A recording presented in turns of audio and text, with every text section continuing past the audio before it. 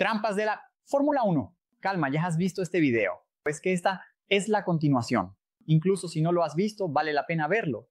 Pero puedes ver este aquí antes, sin ningún problema. Algunos dicen que una trampa solo es trampa cuando es descubierta y que en el deporte de alto rendimiento, explorar los límites de la ley es algo que necesita hacerse para alcanzar la cima. Y en la Fórmula 1, los ejemplos son varios. En el primer video contamos 10 y hoy vamos con 10 más. Pero al final, ¿qué es una trampa? ¿Cuál es la diferencia entre lo que aparece en este video y lo que viene en nuestra otra serie famosa, Engenhoca? Pues bien, ven conmigo que lo vas a entender.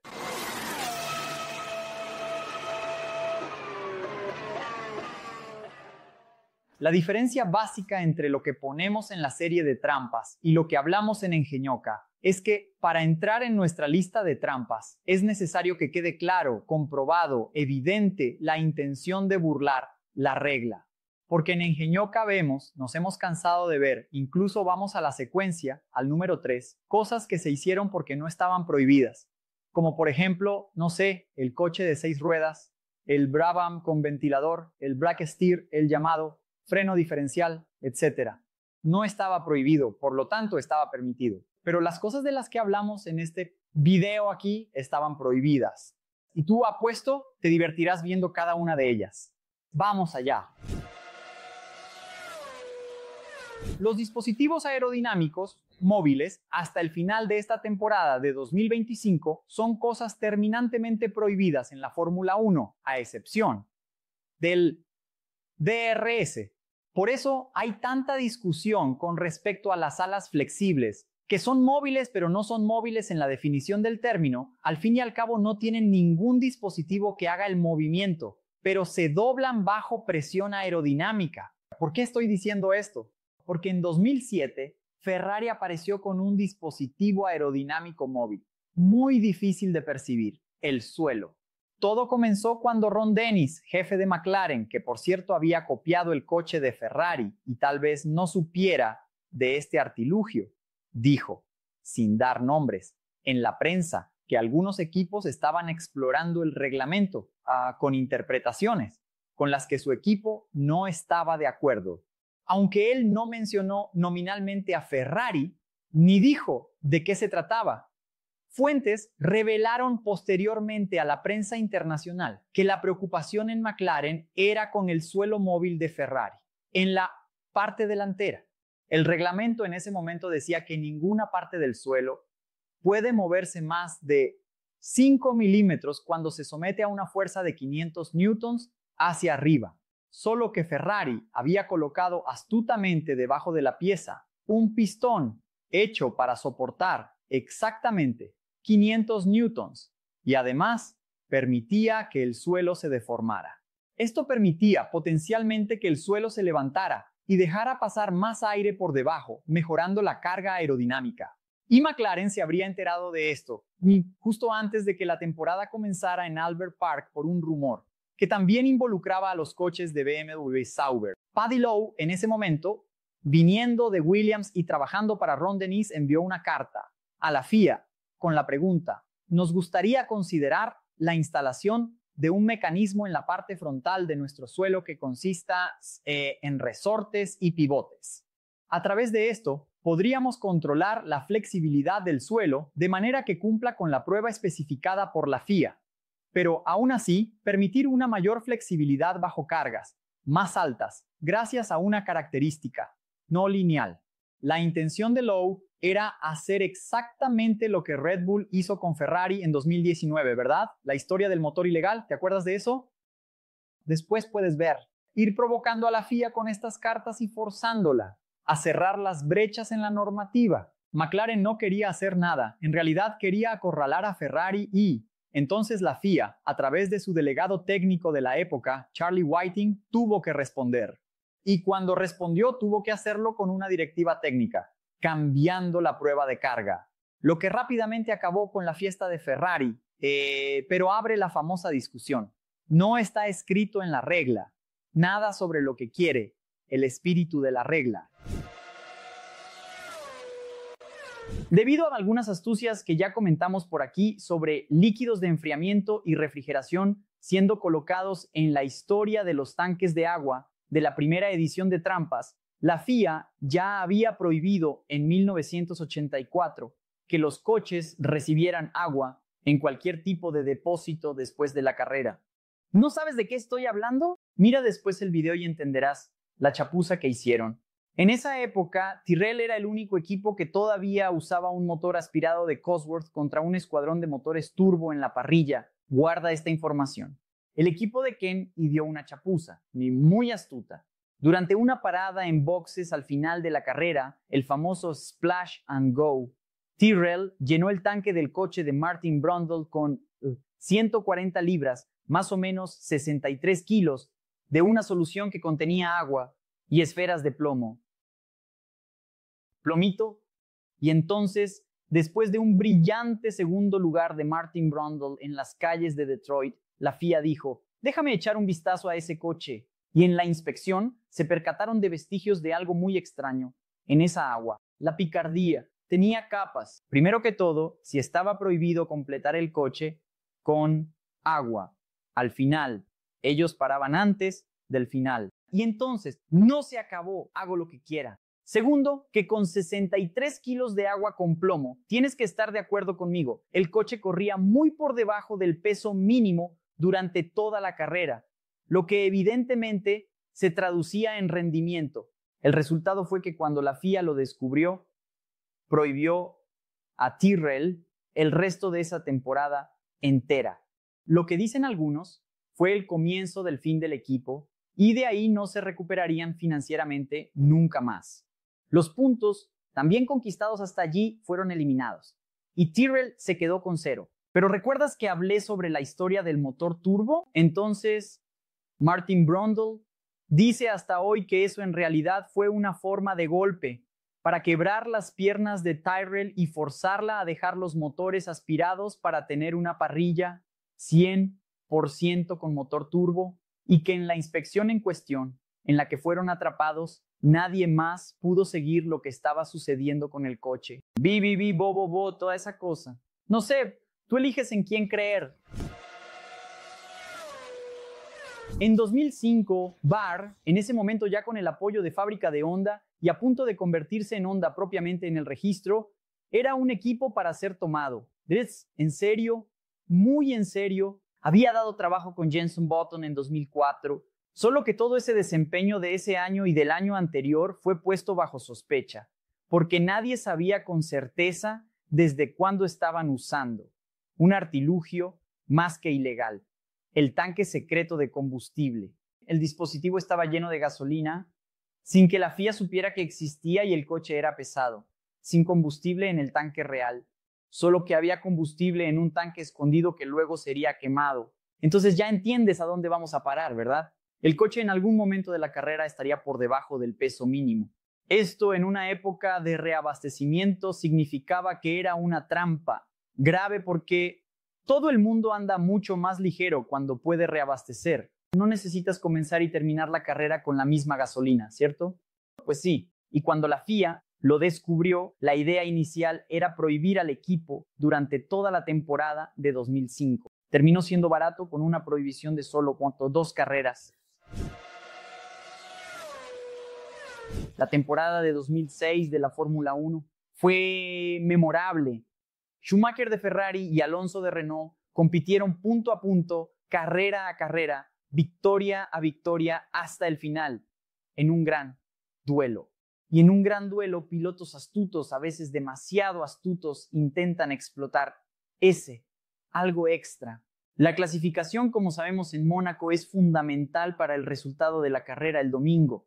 Y entonces Michael Schumacher decidió hacer el mejor tiempo y se las ingenió para que el adversario no pudiera superarlo. Alonso venía en vuelta rápida, Schumacher a punto de entrar a boxes, pero entonces él, sin querer queriendo, pierde el control del coche en la rascaz y evita un accidente de frente contra el muro. Pero entonces, bandera amarilla, y nadie más podía hacer tiempo rápido, sobre todo porque no había manera de pasar rápido por allí con el coche atravesado en medio de la pista. Resultado, nadie se tragó esa artimaña del alemán su pole position fue anulada y tuvo que salir desde el fondo. En la carrera, Schumacher aún logró escalar el pelotón y llegar a la quinta posición, pero Alonso ganó y ahí el crimen no valió la pena. Muy parecido a Schumacher compitiendo con Alonso en 2006 fue lo que sucedió en la clasificación también con Nico Rosberg peleando de Mercedes contra Lewis Hamilton. El caso era muy parecido, los dos disputando la pole position, sabemos, fundamental para la victoria en el Principado. Y entonces, ya teniendo la mejor vuelta, con Hamilton viniendo detrás para hacer la suya, Rosberg hizo un pequeño bloqueo inofensivo y se fue recto. En la curva Mirabeau. Y entonces se fue recto. Fue a la zona de escape. Bandera amarilla, quien venía para hacer vuelta. Tiene obligatoriamente que levantar el pie. Ya no vale nada. Hamilton irónicamente dijo por radio, vaya, ¿qué cosa? ¿Está bien? ¿Se lastimó? ¿Chocó? ¿Está todo bien con él? Toda esa cosa. Y la amistad de los dos, que ya estaba tambaleando y iba a tambalear hasta caer, sabemos, en ese año 2014, tuvo en Mónaco una grieta más. En medio de la era del efecto suelo, la primera era del efecto suelo, no la actual, allá a finales de los años 70, principios de los 80, la FIA, al darse cuenta de que la velocidad de los coches estaba saliéndose de control y los circuitos no podían manejarlo, decidió emitir una directiva técnica determinando una altura mínima para intentar reducir la carga aerodinámica. Coche menos bajo con efecto suelo, igual a menos presión aerodinámica. Pero entonces en Brabham, Gordon Murray astutamente pensó, genial, van a medir la altura mínima, pero eso solo sirve para el coche parado. ¿Cómo van a medir la altura mínima? En la pista, en movimiento. Y el ingeniero sudafricano, entonces, una de las mentes más brillantes en la historia de la Fórmula 1, comenzó a reflexionar. Necesito crear un mecanismo que baje cuando yo quiera y se levante después, cuando sea el momento. Entonces diseña el Brabham BT49C con resortes suaves y amortiguadores llenos de fluidos, agua y fluido hidráulico en las 4 esquinas del coche. Los fluidos, debes saber, no se pueden comprimir, a diferencia del aire, por ejemplo, que puedes tomar una jeringa y apretar. El fluido no es así. Y entonces, a alta velocidad, la presión aerodinámica empujaba el coche y el fluido salía del amortiguador, bajando así el coche que se asentaba sobre los resortes, pero luego cuando esa fuerza terminaba en la vuelta de desaceleración, después de la carrera o la clasificación, sin toda la presión descendente, el fluido volvía a los amortiguadores y el coche iba subiendo. Llegaba el momento de la inspección y el coche estaba a la altura reglamentaria. Y entonces, para desviar la atención de la FIA durante todo el año, Gordon creó un mecanismo inútil, lleno de cables, solo para que los delegados técnicos se rompieran la cabeza tratando de entender para qué servía. Era una caja de aluminio en la parte trasera del coche, llena de cables, que no servía para absolutamente nada. Solo que el gran truco en la Fórmula 1 es el secreto. Después de una victoria magistral de Nelson Piquet en Argentina, los otros equipos rápidamente se dieron cuenta de lo que estaba sucediendo y lo copiaron. Pero sirvió para algo y era, claro, una burla al reglamento. En el Gran Premio de Suecia de 1975, Robin Herd, uno de los socios de March, percibió una oportunidad caminando por el muro de boxes. ¿Sabes esas placas que colocan para que el piloto las lea? Posición 1 más tantos segundos, etc. Hoy en día cada vez menos. Pues sí. En esa época, con la radio aún en sus inicios en la Fórmula 1, básicamente la comunicación se hacía a través de eso. Y durante los entrenamientos, Herd sacó una placa y se dio cuenta de que eso, de alguna manera, afectó la célula fotoeléctrica del cronometraje. La placa básicamente de alguna manera causaba algún tipo de reflejo que interrumpía el haz y enviaba entonces una señal confusa al cronómetro. Resultado, la única pole position de Vittorio Brambilla, piloto de March, y él confirmó esto en una entrevista muchos años después, diciendo: cuando vi que Vittorio estaba más o menos a unos 50 metros de la línea de meta, pasé la placa frente al sensor y pole position. En el Gran Premio de los Estados Unidos de 1959, un piloto que quizás no conozcas, Harry Schell, utilizó un truco que no necesitó de la tecnología de la que dispuso Vittorio Brambilla en 75. Básicamente tomó un atajo. En aquella época, es bueno recordar, no había esa cantidad de fotógrafos de hoy en día y casi ninguna cámara de televisión. ¿Y entonces qué hizo? Conociendo muy bien la pista y viendo que no venía ningún coche detrás, aprovechó el momento durante la clasificación y cortó 2 curvas, logrando un tiempo 2 segundos más rápido que su mejor marca. 2 segundos más rápido, me podrías preguntar. Sí, 2 segundos más rápido en aquella época era una variación, normal como hoy en día, no sé, 2 décimas. Eso porque a mucha gente le gusta pensar que la Fórmula 1 era súper competitiva en esa época. Esto sucedió en diciembre de 59, la única vez que la Fórmula 1 pasó por Sebring, en Florida. Y con ese tiempo logró colocar su Cooper Climax en tercer lugar en la parrilla, detrás de Stirling Moss y Jack Brabham. En la carrera, tal vez por karma, abandonó. Problemas de transmisión. No pienses que la manipulación de resultados es algo moderno debido a las casas de apuestas en Poise, el deporte, etc. Porque en el Gran Premio de Trípoli, en Libia, en 1933, en una era pre-Fórmula 1, ocurrió un escándalo que solo se descubrió mucho después. Quien contó esto en su libro varios años después fue nada menos que Alfred Neubauer, el jefe del equipo Mercedes en la era pre-Fórmula 1, la época de los grandes premios. La historia fue básicamente la siguiente. Un fanático local muy rico prometió a Achille Varzi, piloto, una suma enorme de dinero si ganaba la carrera. El piloto entonces pensó, la mejor forma de poner las manos en ese dinero es arreglarlo con los rusos, como ya diría Mané Garrincha. Varzi entonces busca a Tazio Nuvolari, uno de los principales pilotos de la época, y le dice, divide el dinero conmigo y déjame ganar. Nuvolari piensa, la mejor forma de que nos quedemos con el dinero de este rico desprevenido es arreglarlo con otros 2, porque así no hay riesgo de que otro corra por fuera y se lo lleve. Obviamente estos 4 y los principales candidatos a la victoria, sería como si hoy en día Norris, Piastri, Verstappen y George Russell arreglaran el resultado de una carrera. Bruno Enrique, entonces.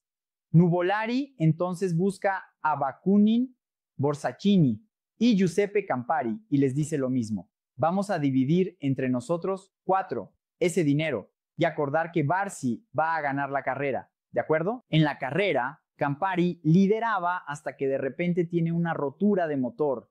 A 2 vueltas del final, Varzi era tercero. Detrás de Nuvolari y Povo, Borsaccini. Borsaccini pierde el control. Y choca, ya sabes cómo es. Pero Nuvolari seguía en la punta con Varzi en segundo. Y luego, en la última recta, con la línea de meta a la vista, Nuvolari tiene un abandono. Se queda sin combustible. Victoria de Paquetá, quiero decir. Victoria de Achille Varzi en el Gran Premio de Trípoli en 1933. Es increíble. Solo no sabemos si el ricachón, de hecho, pagó. ¿Les gustaron estas trampas? ¿Recuerdan alguna más? Admito que esta vez tuve que profundizar en la investigación, volviendo hasta 1933 para encontrar esta historia. Este fue entonces otro episodio de Splash and Go en YouTube. Espero que les haya gustado. Deja un like, que es gratis, ya sabes, no cuesta nada y ayuda mucho al canal. Hazme ese favor, haznos ese favor. Y no te olvides de dejarnos tu entusiasmo. Y aunque sea un pequeño comentario, cuéntanos si recuerdas alguna otra trampa. Cuéntanos desde qué ciudad nos ves. Si no quieres contar ninguna de esas cosas, deja aunque sea un pequeño emoji. El algoritmo adora este tipo de cosas, ¿no? Así sabe que estás comprometido con el contenido. Y sigue distribuyéndonos contando nuestras historias por toda la internet. Es así como hemos estado creciendo rápidamente hacia los 300,000 suscriptores. Cuento con ustedes.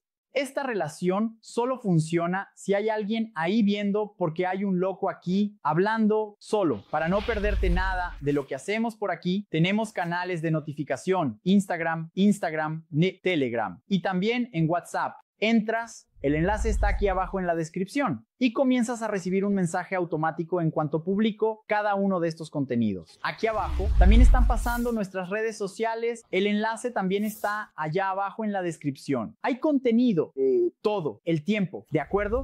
Nos vemos en el próximo video. Gracias y un fuerte abrazo.